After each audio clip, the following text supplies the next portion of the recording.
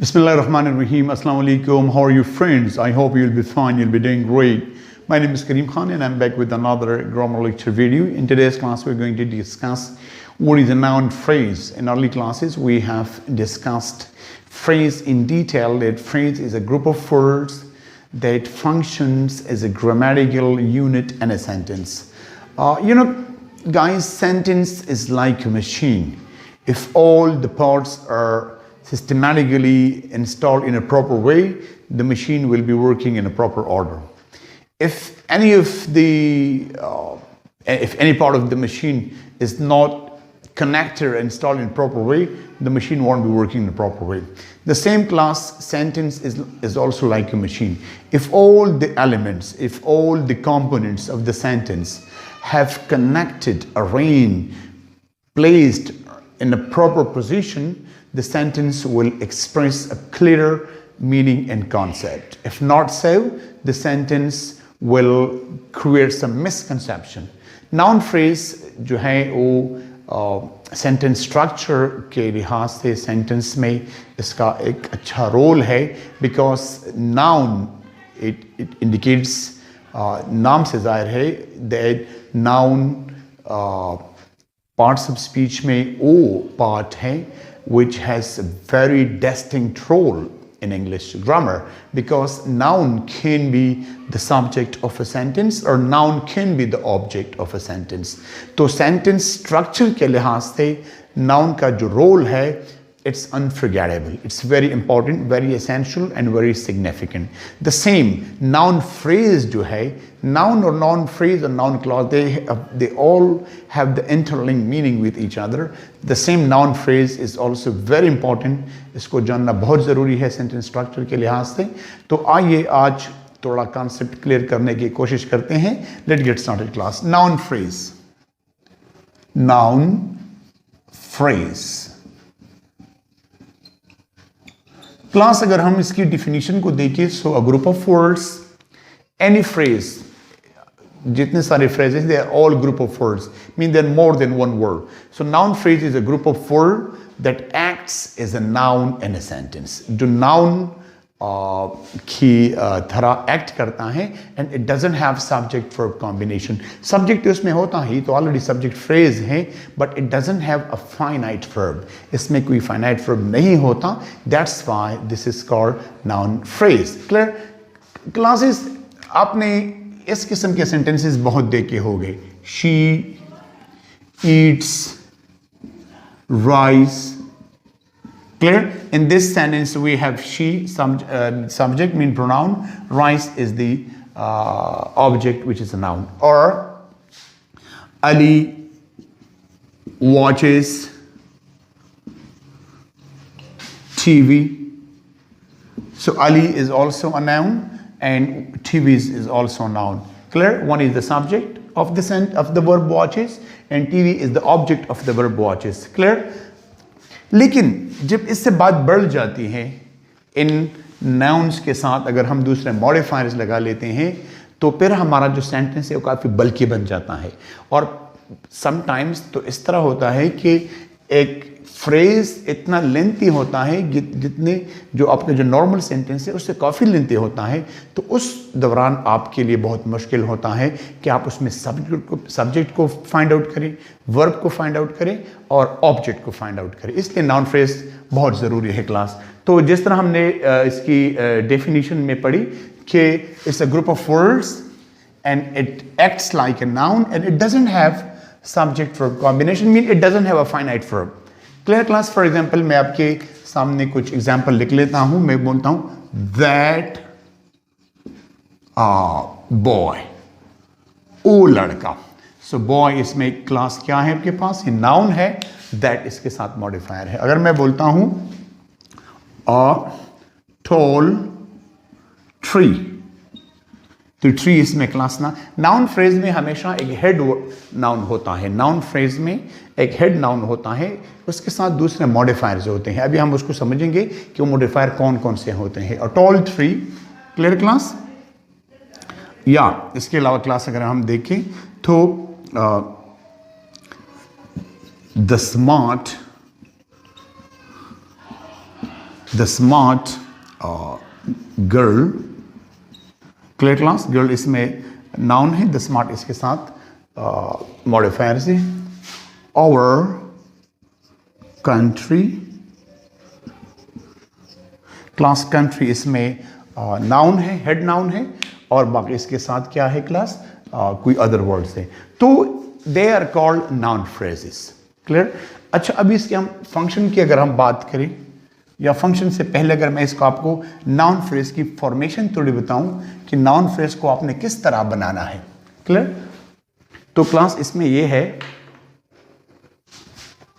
मैंने जैसे आपको बताया कि नाउन फ्रेज में एक होता है head, head mean main noun, जिसके बारे में सेंटेंस हो, क्लियर क्लास, हेड, इसको हम क्या बोलते हैं, हेड। नाउन फ्रेज में हेड होता है, उस हेड को इंट्रोड्यूस करने के लिए, उस हेड को डिस्क्राइब करने के लिए, एक्सप्लेन करने के लिए, इस हेड से पहले हम कुछ अल्फाज लगाते हैं, उसको हम बोलते हैं मॉडिफायर्स, क्लियर। चूंकि नाउन से पहले है इसलिए हम इसको बोलते हैं प्री मॉडिफायर्स। नाउन से पहले, हेड से पहले जो हमारे पास मॉडिफायर्स हैं उसको हम बोलते हैं प्री मॉडिफायर्स, मीन कि नाउन से पहले ऐसे अल्फाज जो इस हेड को एक्सप्लेन करे। समटाइम्स अक्सर इस तरह होता है कि प्री मॉडिफायर से वर्ड्स जो है, अभी उसको हम समझने की कोशिश करेंगे, उससे नाउन शुरू होता है, हेड पे ख़त्म हो जाता है, लेकिन समटाइम्स इसके बाद भी हमारे पास मॉडिफायर्स होते हैं, उसको हम बोलते हैं पोस्ट मॉडिफायर्स। इसलिए ये पोस्ट मॉडिफायर्स की वजह से हमारा नाउन फ्रेज जो है काफ़ी लेंथी हो जाता है, काफ़ी लेंथ पकड़ता है, clear class. Pre modifiers and post modifier. अच्छा, प्री मॉडिफायर्स में हमारे पास क्या होते हैं क्लास, इसमें होते एक तो इसमें क्लास होते हैं एडजेक्टिव, जिस तरह मैंने मॉडिफायर में लिखा, दूसरे क्लास के साथ होते डिटर्मिनर्स। डिटर्मिनर्स को determiners, what are determiners? There are 4 types of determiners. Determiners वो अल्फाज होते हैं, वो words होते हैं, they introduce your head, they introduce the noun, and we mostly place them before the noun.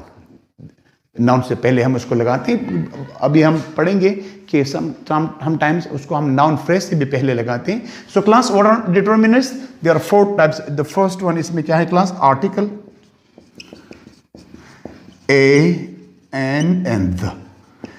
ए और एन हमारे पास क्या है? इनडेफिनिट आर्टिकल है, द हमारे पास डेफिनिट आर्टिकल है। तो ई, ए, एन और द हमेशा हम नाउन से पहले लगाते हैं, clear. A boy, a tree, an elephant, the man. तो ये क्या है? They introduce the noun. And why do we use noun phrase guys? Noun phrase specifies the limit of noun. ये नाउन को स्पेसिफाई करता है, उसको मजीद जो है उसको उसकी मीनिंग को वाज़ेह करता है। मैं बोलता हूं गर्ल इज रनिंग, अभी पता नहीं कौन सी लड़की दौड़ रही, मैं बोलता हूं that girl in blue dress is running, clear class. तो नाउन फ्रेज की वजह से वो जो नाउन है वो स्पेसिफाई हो जाता है क्लास। तो पहले इसमें डिटर्मिनर्स होते हैं ए, एन एंड द, और ये एन और एन को हम किसके साथ? सिंगुलर नाउन के साथ यूज करते हैं। अच्छा, डिटर्मिनर के पास बात क्लास इसमें बोलते हैं पोजेसिव्स,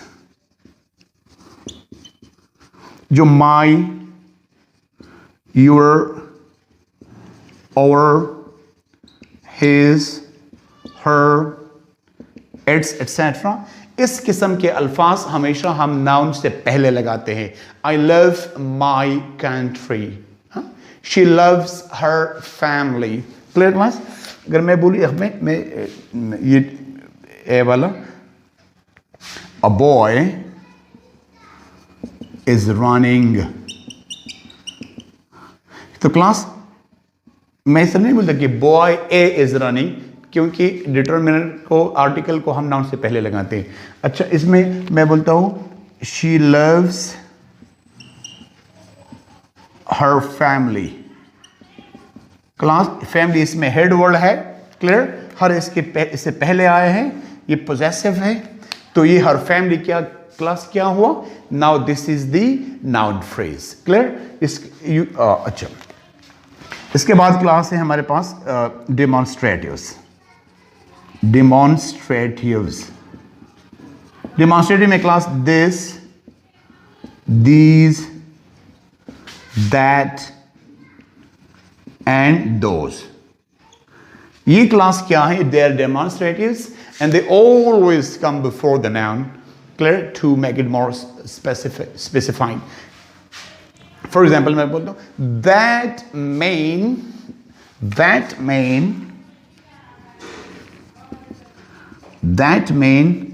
is running very fast.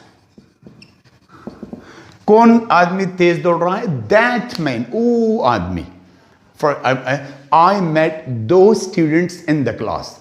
I met whom? Those students. Students इसमें head word है. Those इससे पहले क्या आया है क्लास? Demonstratives. So those यहाँ पे क्या हुआ? Those students जो है ये हमारे पास noun phrase है. Clear? And the fourth one is class quantifiers.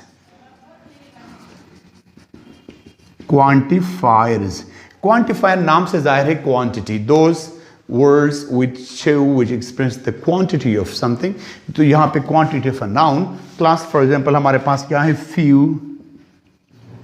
A few, little, many, both, etc. So they are quantifiers. Clear?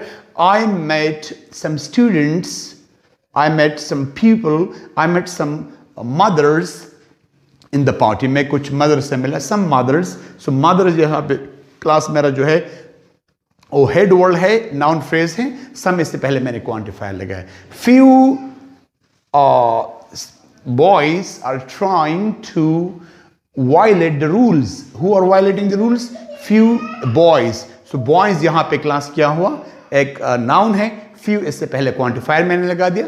ये noun phrase हो गया. Clear class? तो ये तो है ये noun phrase को बनाने का तरीका है. Pre modifiers.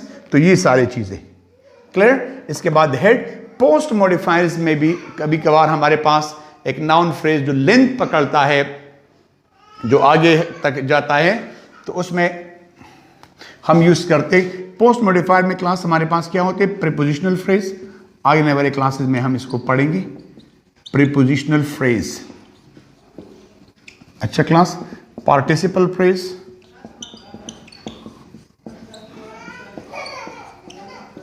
And adjective phrase.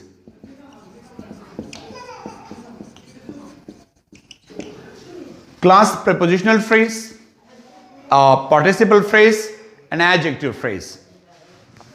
For example, class मैं बोलता हूं a girl in the blue dress. A girl in the blue dress. So class a girl ये noun phrase है. ये girl इसमें head word है. A से पहले मैंने pre modifier लगाया है. ये article है. लेकिन इसके बाद भी मेरा जो noun phrase खत्म नहीं है. In the blue dress. या the boy talking on phone. The boy class boy यहां पे क्या है हमारे पास? हेड वर्ड है. द इससे पहले मैंने डिटर्मिनर लगाया है. टॉकिंग ऑन फोन ये क्लास यहां पे क्या? पार्टिसिपल फ्रेज है. इसके साथ हम एडजेक्टिव क्लॉज भी लगाते. For example the man who is wearing white dress looks very sober. मेरा जो इंडिपेंडेंट क्लास है वो ये है the man looks very sober. Clear? Whose man looks very sober? Who is wearing white dress. तो इस नाउन फ्रेज के बाद मैंने पूरा क्लास लगा दिया. Clear class? तो ये मैंने जो क्लास है कौन सा मॉडिफायर है? पोस्ट मॉडिफायर है. एडजेक्टिव क्लास है जो उस नाउन फ्रेज को मॉडिफाई करता है. तो क्लास हमारे पास प्री मॉडिफायर्स भी होते हैं, पोस्ट मॉडिफायर भी. उम्मीद करता हूं कि ये नाउन फ्रेज को बनाने का जो ढंग है आपने सीखा होगा. अभी इसके बाद हम देखते हैं what is the function of noun phrase. कि नाउन फ्रेज का फंक्शन क्या है. Why do we use noun phrases in writing और sentence structure. Clear?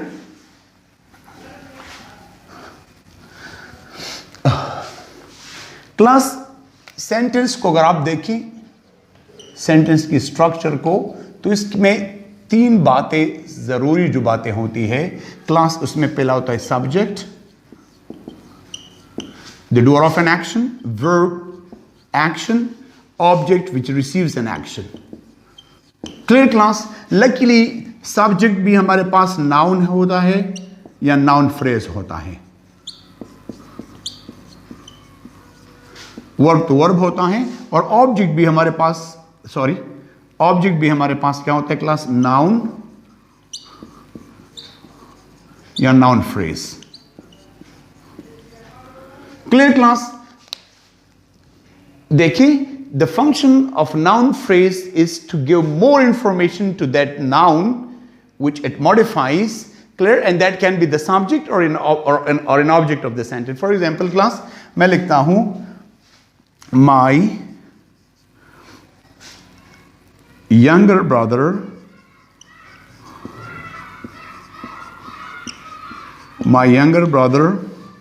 bought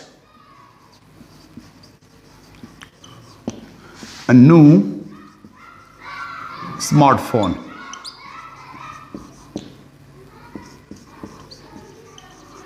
My younger brother bought a new smartphone. Who bought a new smartphone? किसने खरीदा? Brother ने. Brother, my younger brother पूरा एक noun phrase है. इसमें brother जो है वो क्या है? वो हेड वर्ड है, सिंपल सब्जेक्ट है. और ये बाकी अल्फाज जो है, माई जो है इसमें पोजेसिव डिटर्मिनर है, यंगर इसमें एडजेक्टिव है. Clear class? तो अभी इसलिए मैंने आपको कहा था, सॉरी क्लास, कि ये बात तो बहुत सारे ग्रामरियन बोलते हैं कि डिटर्मिनर्स को हम सिर्फ नाउन से पहले लगाते हैं. वो बात गलत है, क्योंकि अभी ये माई जो डिटर्मिनर है, पोजेसिव है, यहां लगाना चाहिए था यंगर माई ब्रदर. तो बात गलत हो जाती. तो इसलिए हम डिटर्मिनर्स को नाउन फ्रेज से पहले भी लगाते हैं. यंगर ब्रदर जो है नाउन फ्रेज है, इससे पहले मैंने माई लगाया. हम बोलते हैं a tall man is running. होना तो ये चाहिए था कि अगर मैं ए जो आर्टिकल डिटर्मिनर है इसको नाउन से पहले लगाता तो मैं बोलता tall a man is running, तो गलत हो जाती. टॉल मैन नाउन फ्रेज है, डिटर्मिनर को मैंने नाउन फ्रेज से पहले लगा दी. Class, so my younger brother ये पूरा नाउन फ्रेज है. इसमें ये जो है पोजेसिव है, ये मॉडिफायर है, ये हेड वर्ड है. बॉट यहाँ पे मेरा वर्ब है. क्लियर? यहाँ पे अ न्यू स्मार्टफोन, स्मार्टफोन यहाँ पे मेरा हेड वर्ड है. अ न्यू इससे पहले क्लास मैंने मॉडिफायर लगा दे. तो ये सेंटेंस, ये इस सेंटेंस में 2 फ्रेजेस है. सब्जेक्ट भी फ्रेज में है एंड ऑब्जेक्ट भी फ्रेज में है. Clear class? और आपको जो डॉन न्यूज़पेपर है, इस किस्म न्यूज़पेपर में आपको आर्टिकल में बहुत सारे ऐसे सेंटेंसेस देखने को मिलेंगे जिसमें बहुत सारे फ्रेजेस होंगे. Class, phrase, phrase in phrase, phrase in phrase, phrase के अंदर फ्रेज, तो बहुत सारे फ्रेजेस. जिस तरह मैंने कल आपको एक सेंटेंस यहाँ लिखवाया था जिसमें मैंने 13 फ्रेजेस एक सेंटेंस मैंने यूज़ किए थे. इस तरह क्लास आप भी कर सकते हैं. आज के उम्मीद करता हूँ कि आज के क्लास में नाउन फ्रेज से रिलेटेड कुछ ना कुछ आपने ज़रूर सीखा होगा. अपनी दुआ में याद रखिए. Thank you very much and अस्सलाम वालेकुम.